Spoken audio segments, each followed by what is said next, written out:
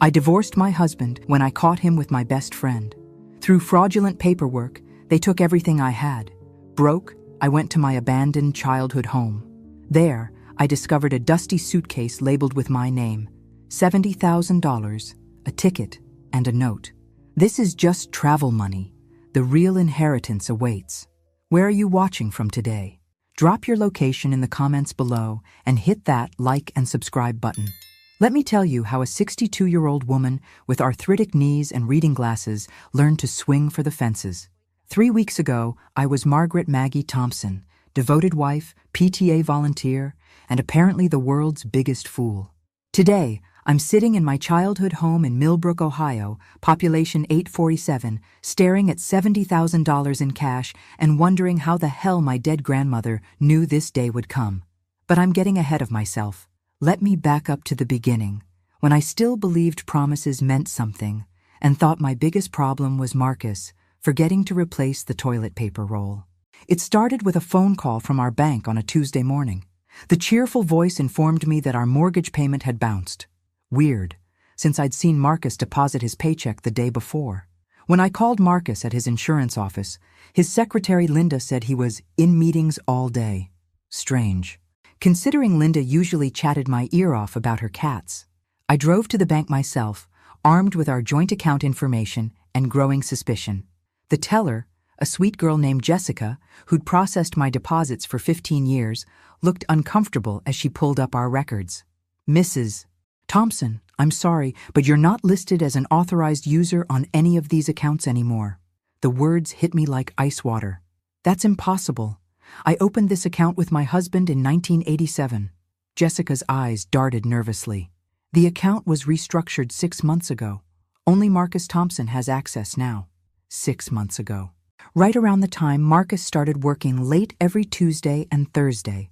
Right around the time my best friend Carol started canceling our weekly coffee dates because she was too busy with work projects. I sat in my car outside the bank, hands shaking as I dialed Marcus's cell phone, straight to voicemail. Same with Carol. The pieces were clicking together like bullets loading into a chamber, and I didn't like where this was heading. That's when I decided to go home and search through Marcus's desk. What I found in his home office made my blood pressure spike to stroke levels. Hidden under a stack of old insurance claims were bank statements for accounts I'd never seen before. Our entire life savings, $127,000, had been transferred into a single account with only Marcus's name on it. Worse, there were withdrawal records showing he'd been moving money systematically for 3 years. But the real kick in the teeth came with the lawyer's business card tucked behind the statements. Harold Webster, divorce attorney, with a consultation appointment scheduled for next Friday. The son of a gun was planning to divorce me and leave me with nothing. He just hadn't gotten around to telling me yet. I was still sitting at his desk, seeing red, when I heard his key in the front door. Marcus walked in whistling, actually whistling, like he hadn't just destroyed our marriage and my financial security in one neat package. "Hey, honey, how was your day?" he called out cheerfully. That's when I realized what I had to do. "Marcus," I called sweetly from his office, "could you come in here for a minute? I need help understanding some paperwork." He appeared in the doorway, loosening his tie with that easy smile that had charmed me for over 2 decades. Now, it just made me want to throw his desk lamp at his head. "What's wrong, Maggie? You look upset." I held up the bank statements, watching his face carefully. "I was at the bank today. Seems there's been some kind of mistake with our accounts." The color drained from his face so fast, I thought he might faint. Good. Let him sweat. "Oh, that," he stammered, running a hand through his graying hair. "I was going to talk to you about that. It's just some financial restructuring to protect our assets. Tax purposes, you know." "Tax purposes," I repeated slowly. "By removing my name from every account we own?" Marcus shifted uncomfortably, and I noticed he kept glancing toward the door like he was planning an escape route. After 23 years of marriage, I could read this man like a grocery store tabloid. "Maggie, I know it looks bad, but I can explain everything. Why don't we sit down in the living room? I'll make us some coffee." "I think I'll stand, thanks." I picked up Harold Webster's business card. "So tell me about your divorce lawyer consultation next Friday." If Marcus had looked pale before, now he looked like a corpse. His mouth opened and closed like a fish out of water, and for a moment I almost felt sorry for him. Almost. How did you? He caught himself. Maggie, please, let me explain. Oh, I'm listening. This should be fascinating. Marcus slumped against the doorframe, his carefully constructed double life crumbling around him. It's not what you think. Really? Because what I think is that you've been systematically stealing our money while planning to divorce me, probably so you can run off with Carol Henderson and leave me with nothing. Am I close? His silence was all the confirmation I needed. How long? I asked quietly. Maggie, how long, Marcus? 3 years, he whispered. 3 years. While I was planning anniversary dinners and shopping for Christmas gifts, he was planning my financial destruction. While I was trusting him with our life savings, he was plotting to steal every penny. Get out, I said calmly. Maggie, please, we can work this out. The money is still there. I just moved it for safekeeping. Get out of this house right now, or I'm calling the police. Marcus straightened up, and for a moment I saw a flash of the stranger he'd apparently been all along. This is my house too, Maggie. You can't just kick me out. Actually, I can, because according to the property records I checked this afternoon, you quietly transferred ownership of this house to yourself last year too, which means you committed fraud, and I have every right to report it. That stopped him cold. You checked the property records? I may be a trusting wife. Marcus, but I'm not stupid. You want this house? You can have it, along with all the memories of what you destroyed for a few extra dollars and a cheap affair. I walked past him toward the kitchen, my hands remarkably steady, considering the circumstances. You have 1 hour to pack what you need. After that, you can deal with my lawyer. Your lawyer? He followed me, panic creeping into his voice. Maggie, you don't understand the legal complications here. If you try to fight this, you could end up with nothing at all. I turned around slowly, and something in my expression made him take a step back. Marcus, you seem to forget that I managed our finances for 20 years before you decided to become a criminal. I know exactly what we own, what it's worth, and what you've stolen. More importantly, I know things about your business practices that might interest the insurance commission. His face went white again. Apparently, I'd hit a nerve. The Henderson account, I continued conversationally. You remember Carol's husband's business insurance that you personally handled? The one where you inflated the premiums by 30% and pocketed the difference? I helped you with those calculations, remember? Before I knew what they were really for. Marcus grabbed the kitchen counter for support. You wouldn't. Try me. That's when he realized that his devoted, trusting wife had just turned into his worst nightmare. Marcus left that night with 2 suitcases and his tail between his legs. I changed the locks before his tail lights disappeared down Maple Street. Thank goodness for 24-hour locksmith services and a hefty emergency credit card he didn't know about. The next morning, I called Harold Webster's office myself. I'd like to schedule a consultation, I told his secretary. My husband Marcus Thompson has an appointment Friday, but I think I should go first. Harold Webster turned out to be exactly what I expected. A shark in an expensive suit with the moral flexibility of a contortionist. He sat across from his mahogany desk, reviewing the files Marcus had already provided, occasionally glancing up at me with poorly concealed surprise. Mrs. Thompson, I have to say, this is unusual. Your husband portrayed the situation quite differently. I'm sure he did. What exactly did he tell you? Harold cleared his throat delicately. He indicated that you were financially irresponsible, that you'd been making poor decisions with joint assets, and he was concerned about protecting the family's long-term security. I almost laughed. And you believed him? The documentation he provided was quite thorough. Bank records showing large, unexplained withdrawals from savings accounts, credit card debts, canceled insurance policies, all of which he created himself after removing my access to our accounts. I pulled out my own folder, 23 years of meticulously kept financial records. Here's the real documentation, Mr. Webster. Every bank statement, every canceled check, every investment decision we made together until last year when Marcus decided to play financial dictator. Harold studied my papers with increasing interest. These records are very detailed. I was a bookkeeper before I married Marcus. Old habits. And very damaging to your husband's case. Mrs. Thompson, if these documents are accurate, your husband has committed several serious crimes. Multiple felonies, I believe. Fraud, theft, identity theft. Possibly conspiracy if Carol Henderson was involved in the financial planning. Harold leaned back in his chair, clearly recalculating his strategy. What exactly are you looking for in a divorce settlement? Everything he stole, plus damages for emotional distress, legal fees, and the cost of rebuilding my life from scratch. That's aggressive. So is systematically destroying your wife's financial security while planning to abandon her for your secretary's best friend. Harold actually smiled at that. You know, Mrs. Thompson, I think I misjudged this situation. Would you be interested in engaging my services instead? That depends. Are you better at offense or defense? Both. But I have a feeling you're going to need offense. I left Harold's office with a retainer agreement and a strategy that would make Marcus's head spin. Step 1. Freeze all joint assets immediately. Step 2. File fraud charges. Step 3. Make him pay for every penny he'd stolen, plus interest. But first, I had a phone call to make. Carol Henderson answered on the third ring, her voice sugar-sweet and fake as artificial vanilla. Maggie, how are you? Honey, I heard about the troubles with Marcus. Did you now? And where exactly did you hear that, Carol? A pause. Oh, you know how small towns are. Word travels. Especially when you're the one spreading it. Tell me, Carol, how long have you been practicing for the role of homewrecker? Because you're really quite good at it. Another pause. Longer this time. Maggie, I don't know what you think you know. I know Marcus has been hiding money in accounts you helped him set up. I know you've been covering for his absences from work. And I know you've been planning this little financial heist together for 3 years. That's ridiculous, is it? Because my lawyer seems to think conspiracy charges are on the table, especially when one conspirator happens to work at the bank where the fraudulent accounts were opened. Silence.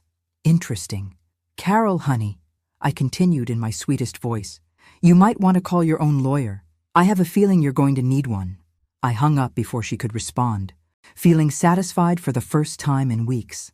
Let her sweat for a while. That afternoon, I drove out to my grandmother's house for the first time since her funeral 3 years ago. The old Victorian sat on 5 acres outside town, looking exactly as run down and forgotten as I'd left it. Weeds had overtaken the garden. Paint was peeling from the shutters, and the front porch sagged like an old woman's back. But it was mine, free and clear, and more importantly, it was somewhere Marcus had never been. I found the spare key under the same flower pot where Grandma Rose had kept it for 40 years and let myself into the musty silence of my childhood memories. Everything was covered in dust sheets, but underneath, the furniture was solid and well made.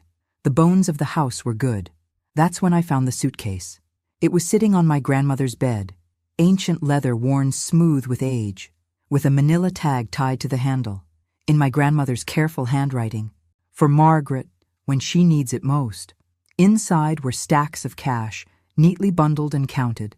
$70,000, an old passport in my maiden name, and a plane ticket to London dated for next week. At the bottom, a sealed envelope with my name on it. I opened it with shaking hands. My dearest Margaret, the letter began in Grandma Rose's familiar script. If you're reading this, it means Marcus finally showed his true colors. I've been expecting this day since your wedding when I saw how he looked at money like it was more important than people. This is just travel money, sweetheart. The real inheritance is waiting for you in London. Ask for James Morrison at Barclays Bank. Piccadilly branch. Trust no one until you get there. And remember, you're stronger than you know. Love always, Grandma Rose. I sat on that dusty bed, holding $70,000 in cash, and realized my grandmother had been planning my escape route for 23 years. The only question now was, did I have the courage to use it? I stared at that plane ticket until my eyes burned. London. Tomorrow.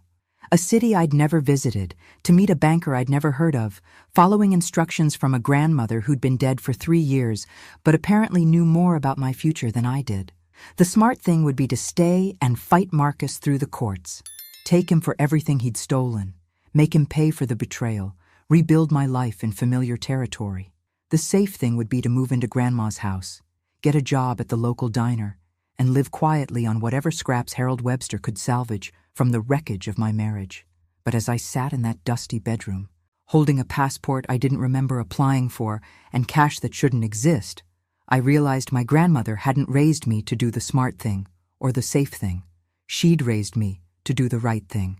And the right thing was getting as far away from Marcus Thompson and his financial games as possible. I spent the next 18 hours in a whirlwind of preparation. First, I met with Harold Webster to set up an automatic legal strategy. Let him handle the divorce proceedings while I was out of the country.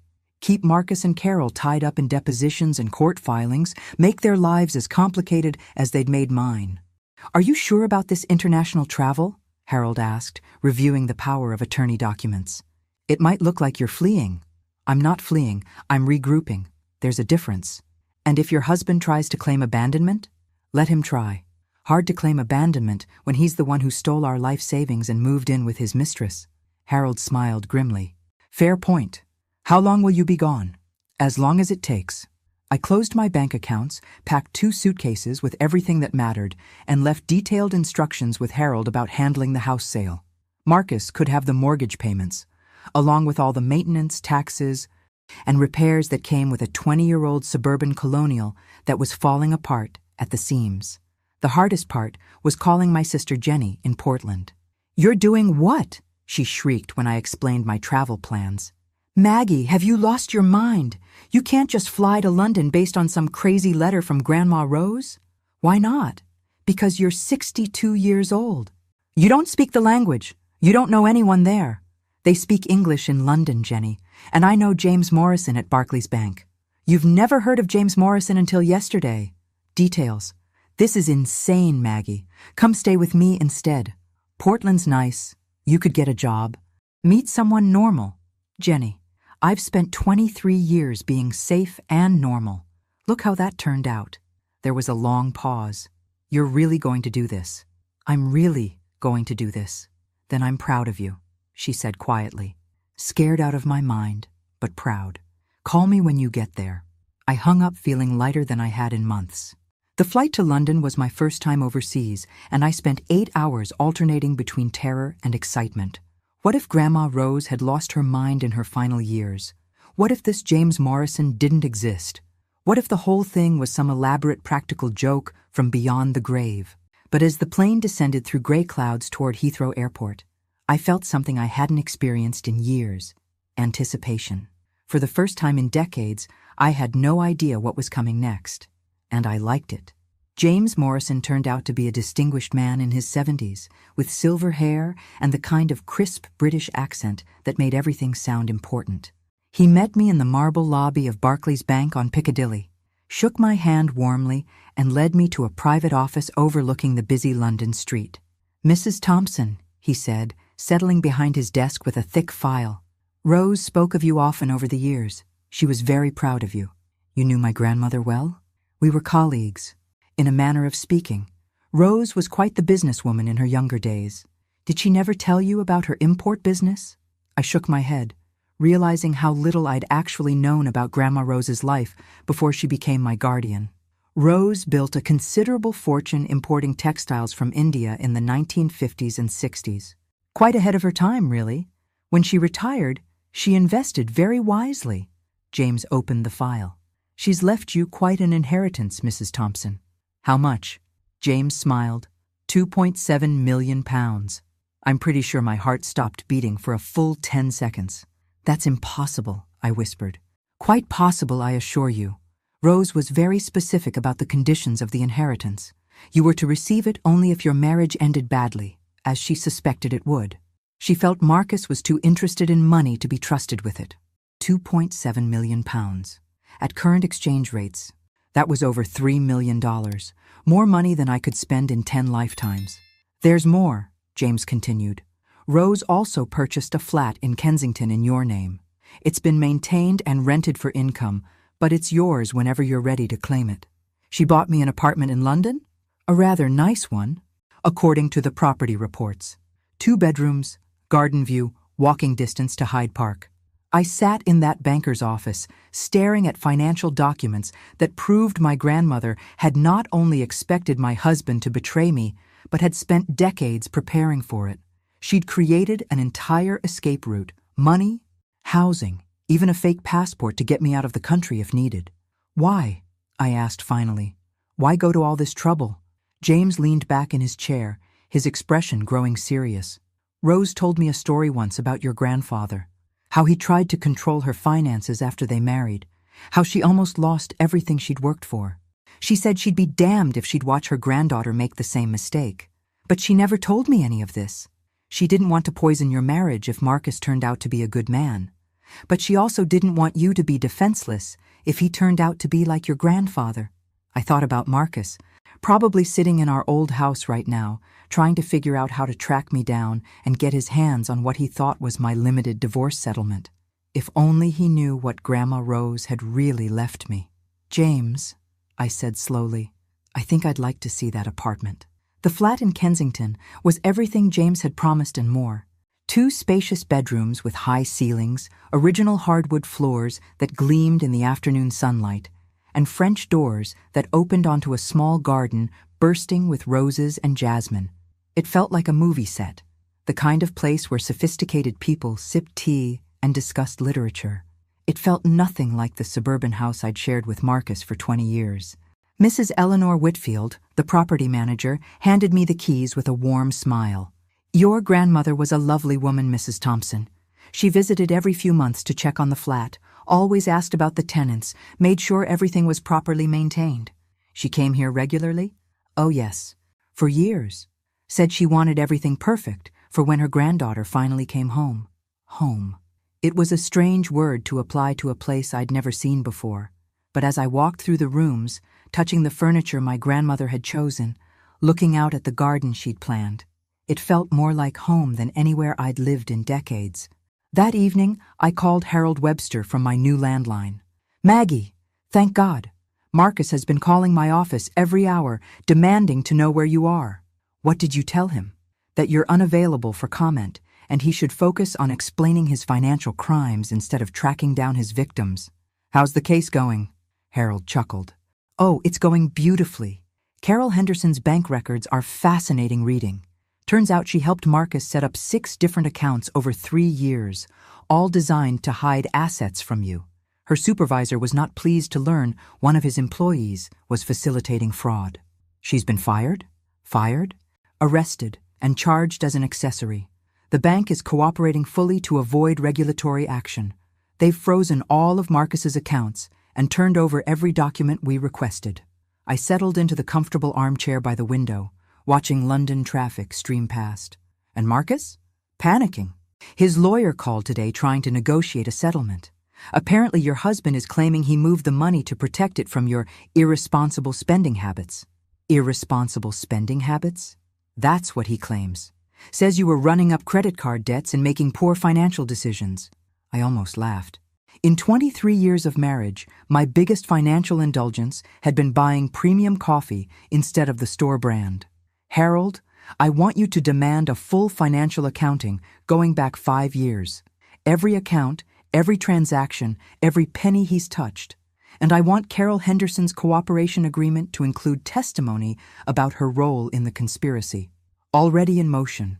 Maggie, I have to ask, where are you getting the money for this kind of aggressive legal strategy?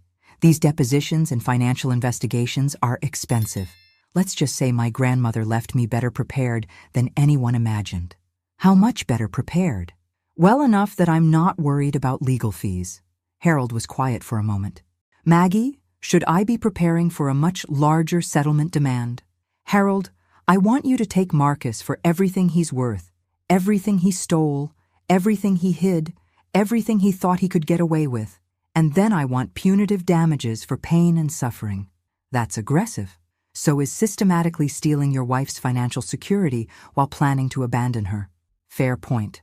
I'll draw up the papers. After I hung up, I made another call. This one to a number I'd found in my grandmother's papers. Morrison and Associates Private Investigation. A crisp voice answered. I'd like to speak with someone about locating hidden assets. Certainly. May I ask who referred you?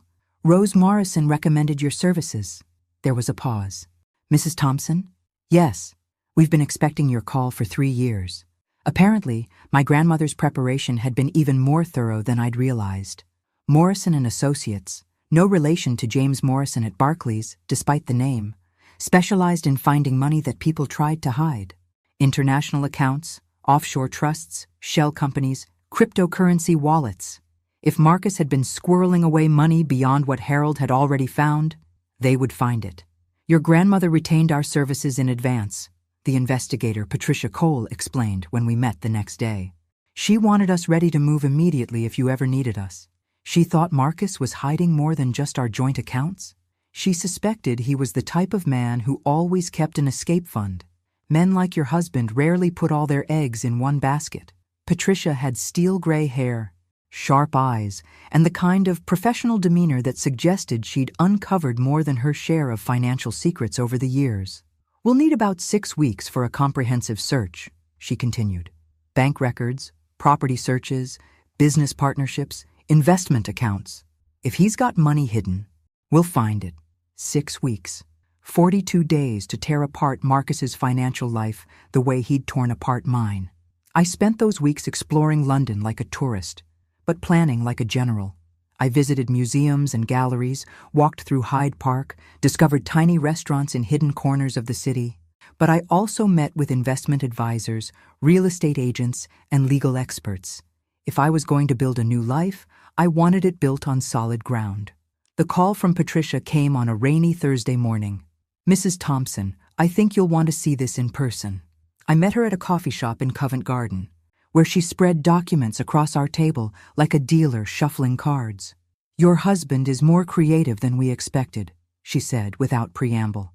We found 11 separate accounts in 4 different countries: Cayman Islands, Switzerland, and 2 in Ireland. Total hidden assets, approximately $847,000. I stared at the papers. Nearly $1 million that Marcus had stolen and hidden, money he'd planned to disappear with when he finally left me. There's more, Patricia continued. He's been doing this for 5 years, not 3. The affair with Carol Henderson was just the latest phase. We found evidence of at least 2 other relationships where he used joint assets to impress other women. 5 years. A quarter of our marriage had been a lie. And the insurance business?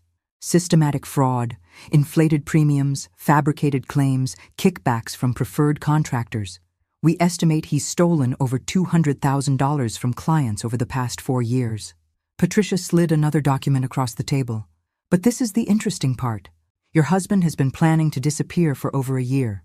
He's got new identity documents, a property purchase agreement in Costa Rica, and plane tickets for next month. I looked at the Costa Rica property listing. A beachfront villa with a private dock and no extradition treaty with the United States. He was going to leave me with nothing and disappear to Costa Rica. That appears to be the plan. Leave you holding the bag for his business debts, his legal problems, and his tax issues, while he starts fresh in a country that doesn't cooperate with U.S. law enforcement. I thought about the woman I'd been 6 weeks ago, trusting and naive, planning anniversary dinners while my husband planned my financial destruction. That woman would have been devastated by this betrayal. The woman sitting in this London coffee shop felt something entirely different. Relief. Patricia, I said slowly, I want copies of everything you found sent to Harold Webster immediately. And I want you to notify the appropriate authorities about the insurance fraud and the hidden assets.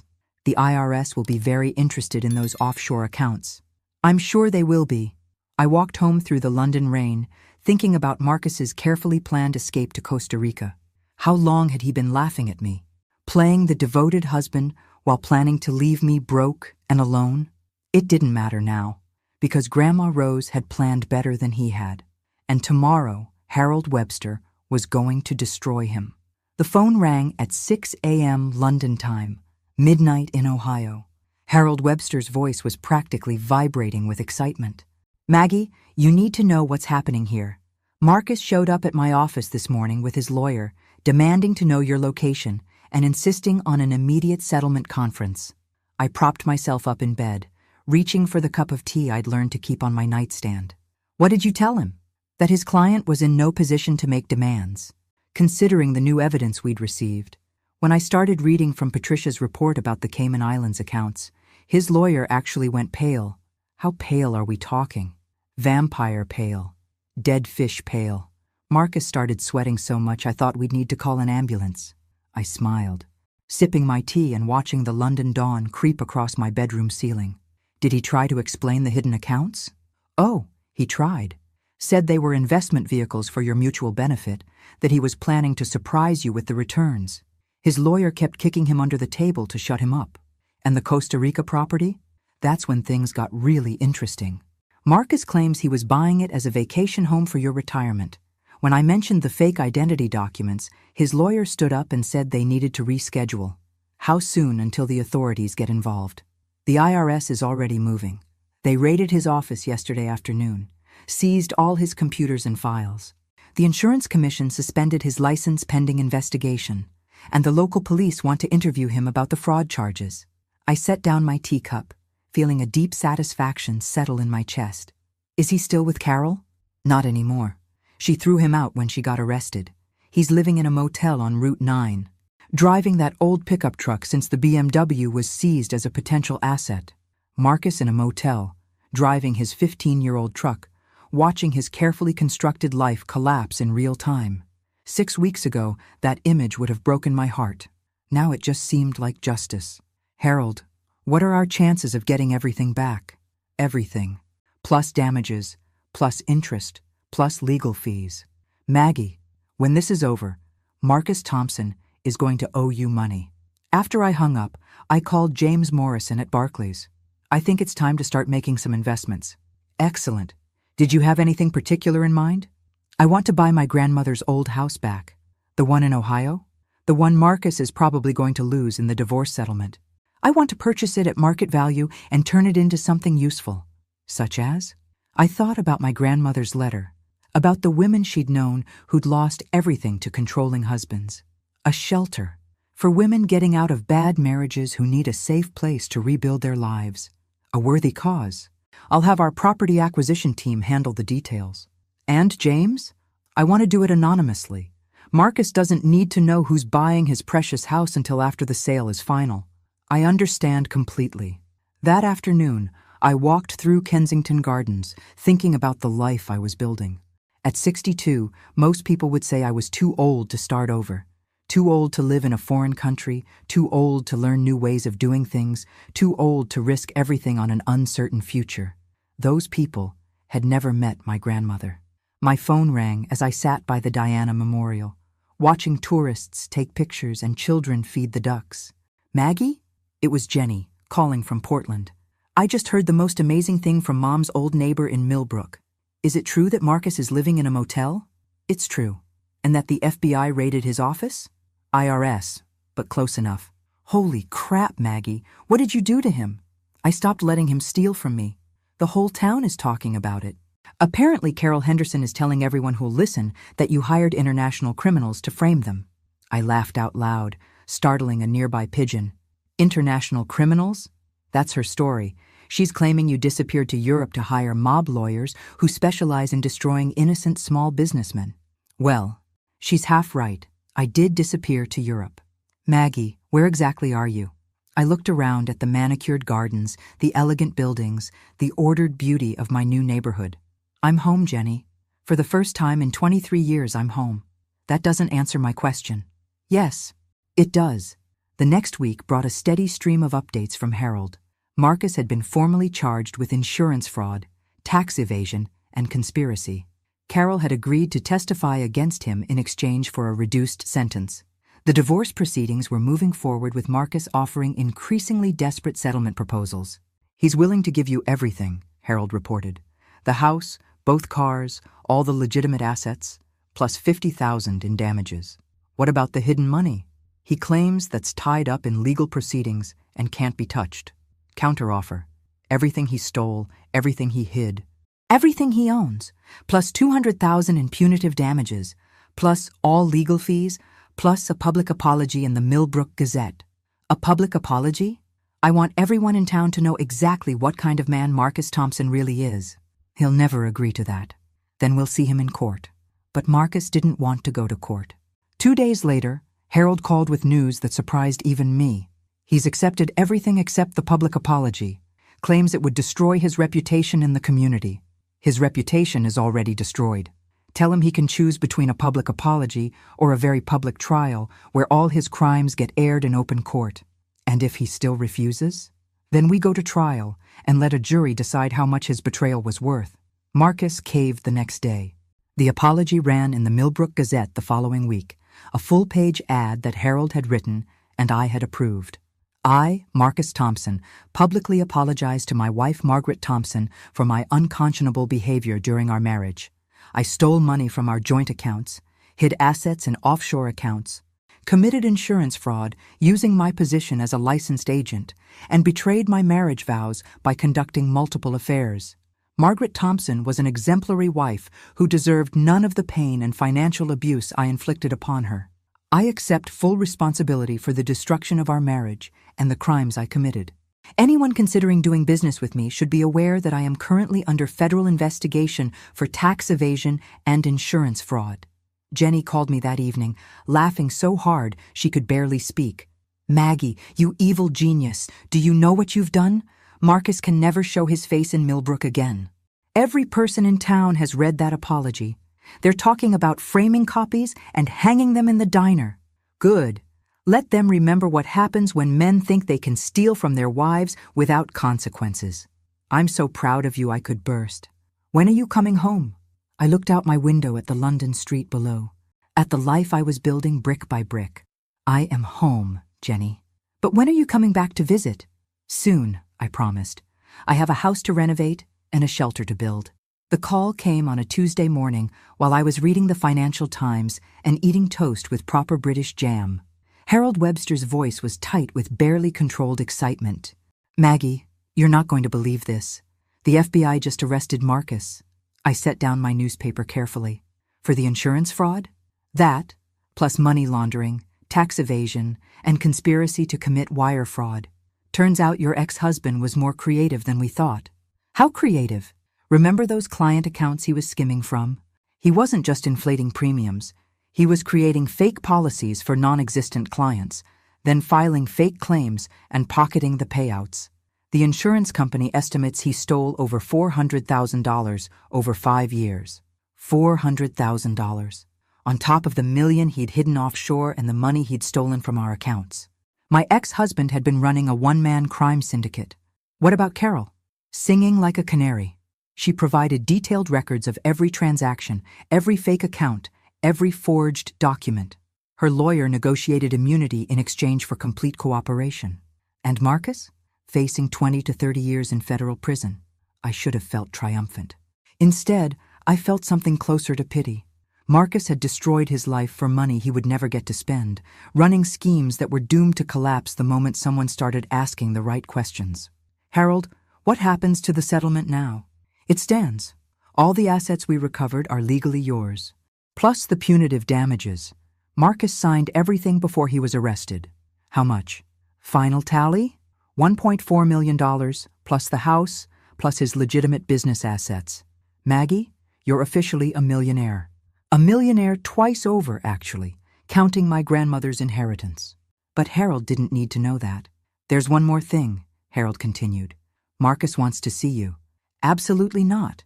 He's claiming he has information you need to hear. Something about your grandmother. That stopped me cold. What about my grandmother? He won't say, but his lawyer insists it's important. I thought about Grandma Rose, about all the secrets she'd kept, all the preparations she'd made. What could Marcus possibly know about her that I didn't? Set up a meeting, but I want it in your office, with you present, and recorded. When? I'll fly back this weekend. The flight to Ohio felt strange, like traveling backward through time. 3 months ago, I'd left as a broken woman fleeing her husband's betrayal. Now I was returning as someone else entirely, financially independent, legally vindicated, and completely in control of my own destiny. Harold met me at the airport, and I barely recognized myself in the reflection in his car window. The timid, dowdy housewife was gone, replaced by someone who looked confident, sophisticated, and completely unafraid. You look different, Harold observed as we drove to his office. I feel different. London agrees with you. Freedom agrees with me. Marcus was already waiting when we arrived, flanked by his court-appointed lawyer and wearing an orange jumpsuit that made his complexion look sallow and defeated. He'd lost weight, and there were new lines around his eyes that hadn't been there 3 months ago. He looked up when I entered the room, and I saw something flicker across his face. Surprise? Maybe. Or recognition that the woman sitting across from him was not the same person he'd married. "Hello, Marcus." "Maggie." His voice was hoarse. "You look good." "I am good. Harold says you have something to tell me about my grandmother." Marcus glanced at his lawyer, who nodded encouragingly. "I know why she left you all that money. She left it to me because she loved me." "That's not the only reason." Marcus leaned forward. "Rose came to see me 3 years before she died. She knew about Carol, about the money I was moving. She knew everything." I kept my expression neutral, but my pulse quickened. "What did she say?" "She said she'd been watching me since our wedding day, waiting for me to show my true colors. She said men like me always reveal themselves eventually, and when I did, she wanted to make sure you had options." She was right. "Maggie, she offered me money. A lot of money. $500,000 to divorce you cleanly and walk away." The room went quiet. Harold stopped taking notes and stared at Marcus. "She offered to pay you to divorce me?" "She said she'd rather pay me to leave than watch me destroy you slowly. She said you deserved better than a man who saw you as a retirement plan." I thought about my grandmother, sitting across from Marcus in her Victorian parlor, calmly negotiating my freedom before I even knew I needed it. "What did you tell her?" Marcus looked down at his shackled hands. "I told her I loved you, that I would never hurt you, that she was wrong about me. But she wasn't wrong. No, she wasn't." He looked up at me with something that might have been regret. "She said if I ever changed my mind, the offer would stand. All I had to do was call her lawyer and arrange a clean divorce. You'd get the house, I'd get the money, and everyone would walk away whole. Why didn't you take it?"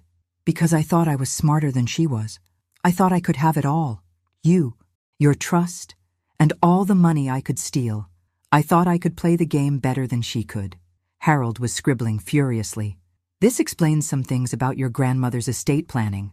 "She knew," I said quietly. "She knew exactly what kind of man he was, and she prepared for it." "There's more," Marcus said. "The house in London? She bought it specifically for you. She used to say that if a man betrayed you financially, the only solution was financial independence. She wanted to make sure you'd never have to depend on anyone again." I thought about my grandmother, spending decades building a safety net I didn't even know existed, preparing for a future she hoped would never come, but knew probably would. "Why are you telling me this now, Marcus?" "Because I'm going to prison for a long time, and I wanted you to know that your grandmother was the smartest person either of us ever met. She saw through me from day one, and instead of just warning you, which you wouldn't have believed, she spent 20 years making sure you'd be okay when I finally showed my true colors." Marcus stood up, his chains rattling. "I'm sorry, Maggie. Not sorry I got caught.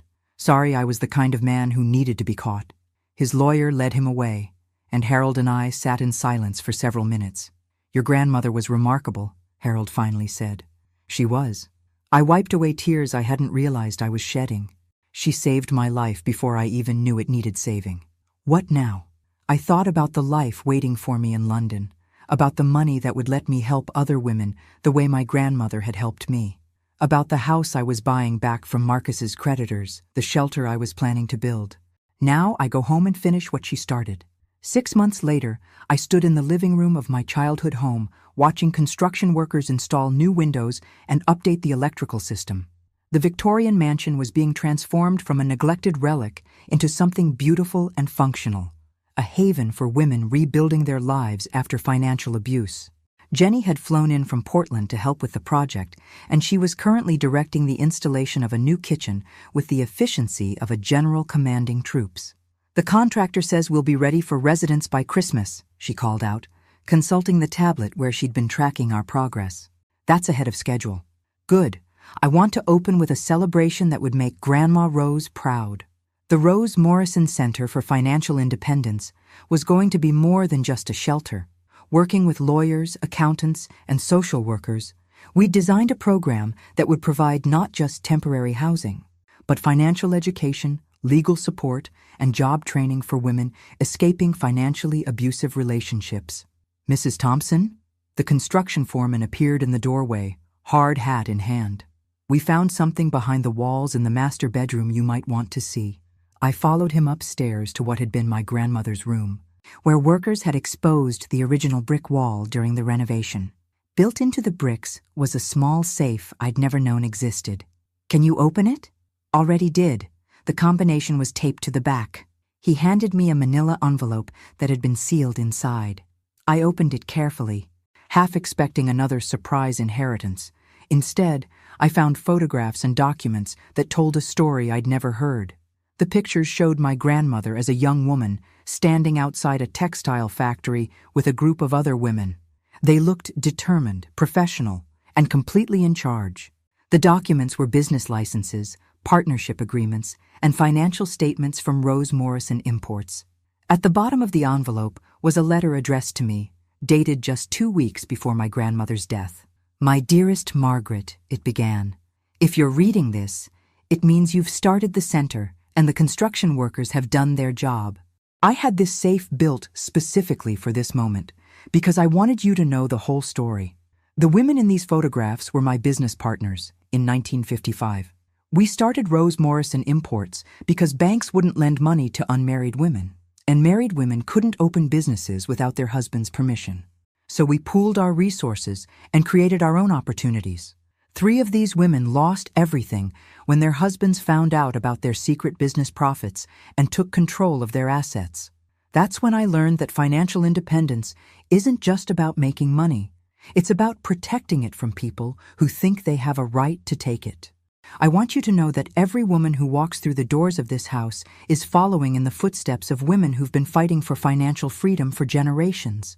We're not victims, we're warriors, and this house is our fortress. The photographs and documents in this safe belong in the center's library.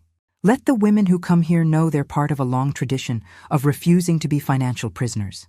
I'm proud of who you've become, and I'm proud of what you're building. But most of all, I'm proud that you learned what I learned 40 years too late, that the only person you can truly depend on is yourself. Love always, Grandma Rose. P.S. Check the floorboards under the bedroom window. There's one more surprise. I looked at Jenny, who had followed me upstairs and was reading over my shoulder.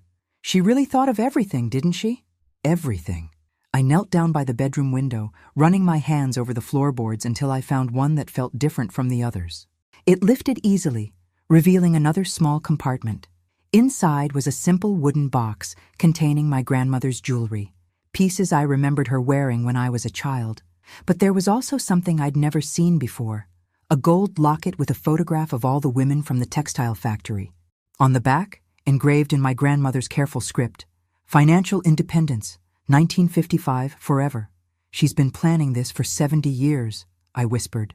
Planning what? All of it. The business, the inheritance, the center. She was creating a legacy of financial independence for women, and I'm just the latest chapter. I fastened the locket around my neck, feeling the weight of all those women who'd fought before me, and all the women who would be helped by what we were building. My phone rang. James Morrison from Barclays, calling with the monthly financial update. "Good news, Mrs. Thompson. The investment portfolio is performing better than expected. You're currently sitting on just over £4 million. £4 million. Enough to fund the center for decades, enough to help hundreds of women rebuild their lives, enough to create the kind of financial security that no one could ever steal or manipulate. James, I want to set up an endowment fund. Something that will keep the center running indefinitely." "Excellent idea. How much were you thinking?" "Half of everything. £2 million to create a permanent foundation." "That's very generous." "It's not generous. It's necessary. This work has to continue long after I'm gone." After I hung up, Jenny and I spent the afternoon going through the photographs and documents from my grandmother's safe, creating a timeline of women who'd been fighting for financial freedom decades before it was fashionable. "You know what this means, don't you?" Jenny said, studying a 1960s partnership agreement. "You're not just opening a shelter. You're continuing a movement." "I guess I am." That evening, I walked through the rooms of the house, imagining them filled with women who were starting over, learning to manage their own money, discovering their own strength. The dining room would be a classroom for financial literacy workshops. The library would be filled with resources about legal rights and business planning. The sunroom would be a quiet space for counseling and support groups. And in the master bedroom, now being converted into my office, My grandmother's photographs would hang on the walls as inspiration for every woman who walked through our doors. The house was coming alive again, just as my grandmother had always intended. My phone buzzed with a text from Harold Webster. "Marcus's sentencing hearing is next week. Do you want to attend?" I typed back, "No thank you. I'm busy building the future." Because that's what this was really about. Not revenge against the past, but hope for the future. Every woman who learned to protect her assets, every divorce that ended with fair financial settlements, every marriage that started with prenuptial agreements and separate bank accounts, was a victory. Marcus Thompson had tried to destroy me financially and leave me with nothing. Instead, he'd given me the motivation to create something that would protect women for generations. I looked out the window at the garden where my grandmother had taught me to plant seeds and tend growing things. Tomorrow, construction would begin on the final phase of the renovation. A conference center where we could host workshops, seminars, and training programs. The Rose Morrison Center for Financial Independence wasn't just a shelter. It was a school, a fortress, and a launching pad for women who refused to be victims. And it was just the beginning. The grand opening of the Rose Morrison Center drew women from 6 states and 3 countries. The local media had picked up the story of the wealthy widow who turned her childhood home into a revolutionary resource for financial abuse survivors, and suddenly, everyone wanted to know about our programs. I stood in the renovated parlor, wearing my grandmother's locket, and watching women tour the facilities with expressions of wonder and hope. These weren't just visitors.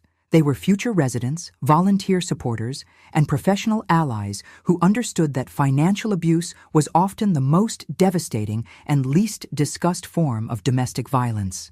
"Mrs. Thompson?" A young woman approached me hesitantly.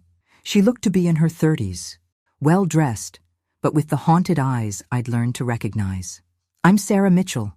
I read about the center online, and I was wondering if you might have a moment to talk?"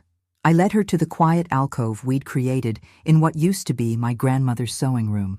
Sarah sat on the edge of her chair, clutching her purse like a lifeline. "My husband controls all our money," she began, the words tumbling out in a rush. "He gives me an allowance for groceries and household expenses, but I have to show him receipts for everything. I don't have access to our bank accounts, our investment portfolio, or even my own credit cards."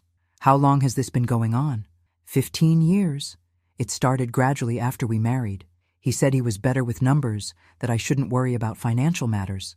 I was young and stupid enough to think it was romantic. "You weren't stupid, Sarah. You were trusting. There's a difference. I want to leave, but I don't know how. I don't have any money of my own, no credit history, no job experience. He's made sure I'm completely dependent on him." I'd heard variations of this story dozens of times in the past month. Women trapped not by physical violence, but by financial chains that were just as effective at keeping them imprisoned. "Sarah, what would you do if money weren't an issue? If you could support yourself independently?" "I'd leave tomorrow. I'd take my children and start over somewhere he couldn't find us. Then let's figure out how to make that happen." I spent the next hour outlining the center's exit planning services. We would help Sarah open secret bank accounts, document her family's assets, connect her with employment counselors, and create a step-by-step plan for financial independence. "You can do this," I told her as she prepared to leave. "I know it feels impossible, but you're stronger than you realize." "How do you know?" "Because I was where you are 2 years ago. My husband stole nearly everything I owned and planned to disappear with his mistress, leaving me broke and alone at 62. Sarah's eyes widened. "What did you do?" "I got angry. Then I got smart. Then I got even. And now?" I gestured around the center, at the workshops in progress, the legal aid clinic being set up in the library, the job training program starting next week. Now I help other women get smart before they have to get even. After Sarah left, I walked through the house, checking on the various activities. In the dining room, a retired banker was teaching a workshop on reading financial statements. In the sunroom, a family law attorney was explaining divorce asset protection strategies. In the garden, a group of women were discussing business plan development over tea and sandwiches. This was what my grandmother had envisioned. Not just rescue, but empowerment. My phone rang. An international number I didn't recognize. "Mrs. Thompson? This is Catherine Wells from the BBC. We're producing a documentary about financial abuse, and we'd love to interview you about the Rose Morrison Center. A documentary? The story of how you turned your own experience with financial abuse into a nationwide movement has caught international attention. We think our viewers would be very interested in your approach to the problem. A nationwide movement. Was that what this was becoming? Mrs. Wells, I'm flattered, but I'm just one woman running one program. Actually, Mrs. Thompson, you're much more than that. Are you aware that 17 other communities have contacted you about replicating your model? I wasn't aware of that. My assistant had mentioned calls from other states, but I hadn't realized the scope of the interest. Would it be possible to schedule an interview? We could film at the center, show the programs in action. Let me think about it. After I hung up, I called James Morrison at Barclays. James, I need to ask you something. If I wanted to expand the center's model to other locations, would the endowment fund be sufficient? How many locations? I'm not sure yet. Maybe a dozen to start. Mrs. Thompson, with your current assets and the performance of your investments, you could fund 50 centers if you wanted to. 50 centers. 50 communities where women could learn financial independence, where they could escape abusive relationships with dignity and hope. James, I want to set up a foundation. Something that can operate independently, accept donations, and fund centers across the country. That's an excellent idea. I'll have our foundation specialists draft the paperwork immediately. That evening, I sat in my grandmother's chair in the library, surrounded by the photographs and documents we'd found in the hidden safe. The women in those pictures had started their own businesses when it was nearly impossible for women to do so. They'd fought for financial independence when the entire system was designed to keep them dependent. Now it was my turn to fight. Not just for my own freedom, but for the freedom of women I'd never meet, in towns I'd never visit, facing battles I could barely imagine. My laptop chimed with an email notification. It was from Patricia Cole, the investigator who'd helped uncover Marcus's hidden assets. Mrs. Thompson, I have news you'll want to hear. Marcus Thompson died in federal prison yesterday. Heart attack. Thought you should know. I stared at the email for a long time, waiting to feel something. Sadness, relief, vindication. Instead, I felt empty.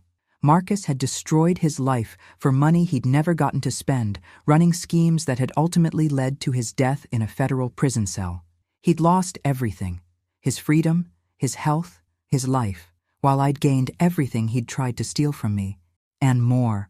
But his death didn't feel like victory. It felt like waste. I closed the laptop and walked through the center one more time before bed. In the morning, I would call the BBC and agree to the interview. I would start planning for a national foundation. I would begin the work of turning one small center in Ohio into a movement that could help women across the country. But tonight, I would simply remember the woman I'd been 2 years ago, scared, betrayed, and convinced her life was over at 62. That woman couldn't have imagined what was possible when you combined anger with intelligence, resources with purpose, and personal pain with a commitment to preventing others from suffering the same way. Tomorrow, the real work would begin. 2 years later, I stood on the stage at the Kennedy Center in Washington, D.C., looking out at an audience of senators, advocacy groups, and survivors, preparing to give the keynote address at the National Conference on Financial Abuse Prevention. The Rose Morrison Foundation now operated 37 centers across the United States, with international inquiries coming in weekly.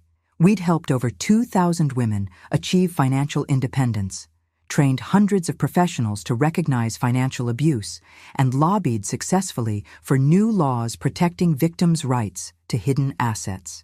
But more important than the numbers were the faces, women like Sarah Mitchell, who now ran our Atlanta Center after building a successful consulting business. Women like Patricia Davidson, who'd exposed her husband's Ponzi scheme and helped the FBI recover millions for his victims. Women who'd learned that financial independence wasn't just about money. It was about dignity, choice, and the freedom to determine their own futures. Ladies and gentlemen, I began. 2 years ago, I was a statistic. A 62-year-old woman whose husband had systematically stolen her financial security while planning to abandon her for a younger woman. According to conventional wisdom, I should have been grateful for whatever scraps I could salvage from the wreckage of my marriage. I paused.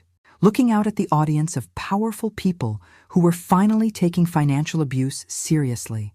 Instead, I got angry. And then I got smart. And then I discovered something my grandmother had known for 70 years, that the best revenge against financial abuse isn't just getting your money back. It's making sure other women never have to fight that battle alone. The applause was immediate and thunderous, but I wasn't finished. The Rose Morrison Foundation exists because my grandmother, Rose Morrison, spent decades preparing for a betrayal she hoped would never come, but knew probably would. She couldn't prevent my husband from trying to destroy me financially, but she could make sure I had the resources to fight back. I clicked to the next slide in my presentation, showing a photograph of the original Rose Morrison Imports partners from 1955. These women understood something we're only now beginning to acknowledge, that financial abuse is not a private family matter. It's a criminal enterprise that destroys lives, devastates children, and costs our economy billions of dollars every year. Another click, showing statistics that made the audience shift uncomfortably.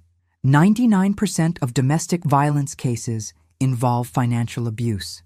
Victims stay in dangerous relationships an average of 7 years longer when they lack financial resources to leave. Women who escape financially abusive relationships face poverty rates 3 times higher than the general population. I closed the presentation and stepped away from the podium, speaking directly to the crowd. But here's what those statistics don't tell you. What happens when we give women the tools to protect themselves financially? When we teach them about separate bank accounts, credit monitoring, and asset protection strategies? When we provide legal support, business training, and long-term mentorship? I paused again, thinking about Sarah, Patricia, and all the other women who'd transformed their lives through the Foundation's programs. They don't just survive, they thrive. They start businesses, buy homes, send their children to college, and most importantly, they help other women do the same. The standing ovation lasted 5 minutes, but the real impact came afterward, during the networking session, when senators approached me about federal funding, when prosecutors asked about training programs, when survivors shared their own stories of triumph over financial abuse. That evening, I had dinner with Jenny and James Morrison, who'd flown in from London for the conference. "Your grandmother would be so proud," James said, raising his glass of wine. "You've exceeded every dream she had for this foundation." "I think I'm just getting started," I replied. "We've proven the model works domestically. Now I want to take it international." "International?" Jenny raised an eyebrow. "Maggie, you're 65 years old. Don't you think you've done enough?"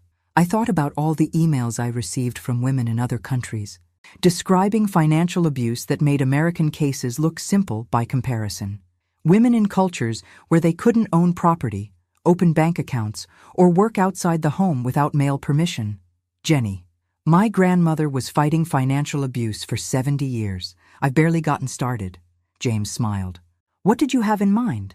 "I want to establish centers in London, Dublin, Toronto, and Sydney to start, create an international network of resources and support, develop training programs that can be adapted to different legal systems and cultural contexts. That's ambitious. It's necessary." After dinner, I walked back to my hotel through the streets of Washington, thinking about the journey that had brought me here. 3 years ago, I'd been a betrayed wife fleeing to her childhood home with nothing but rage and determination. Now I was the founder of an international foundation, a recognized expert on financial abuse, and a woman who'd turned her personal nightmare into hope for thousands of others. My phone buzzed with a text message from Sarah Mitchell.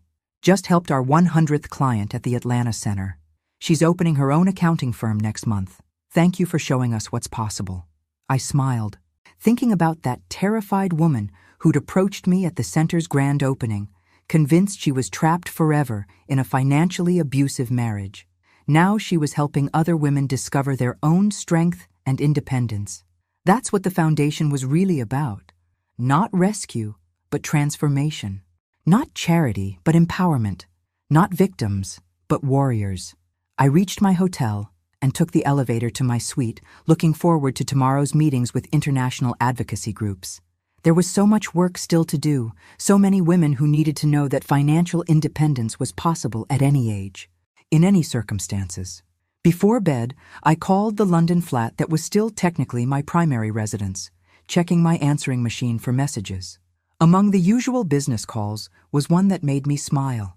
"Mrs. Thompson, this is Elizabeth Harper from Oxford University. We'd like to offer you an honorary doctorate in recognition of your groundbreaking work in financial abuse prevention. The ceremony would be in June if you're available. An honorary doctorate from Oxford University." My grandmother, who'd never finished high school but had built a business empire through sheer determination, would have gotten such a kick out of that. I opened my laptop and began drafting a reply to Elizabeth Harper, accepting the honor on behalf of all the women who'd taught me that strength could emerge from betrayal, that wisdom could grow from pain, and that the best response to being underestimated was proving everyone wrong. Outside my window, Washington, D.C. sparkled in the darkness, full of power and possibility. Tomorrow I would meet with lawmakers about strengthening financial abuse legislation. Next month, I would break ground on the first International Rose Morrison Centre in London. Next year, I would publish the book that would teach women around the world how to protect themselves financially before they needed protecting. But tonight, I would simply remember the moment when I'd found that suitcase in my grandmother's bedroom, filled with cash and possibilities I'd never imagined. That woman had thought her life was ending. This woman knew it was just beginning. I closed my laptop and walked to the window, looking out at the city where powerful people made decisions that affected millions of lives. Tomorrow, some of those decisions would include funding for financial abuse prevention programs, legal protections for survivors, and educational initiatives that would teach young women to value their financial independence as much as their romantic relationships. My grandmother had spent 70 years fighting for women's financial freedom. I'd spent 3 years building on her foundation, and somewhere out there, women I'd never meet were discovering their own strength, planning their own escapes, building their own futures. The war against financial abuse was far from over, but tonight, it felt like we were winning. Thanks for listening. Don't forget to subscribe and feel free to share your story in the comments. Your voice matters.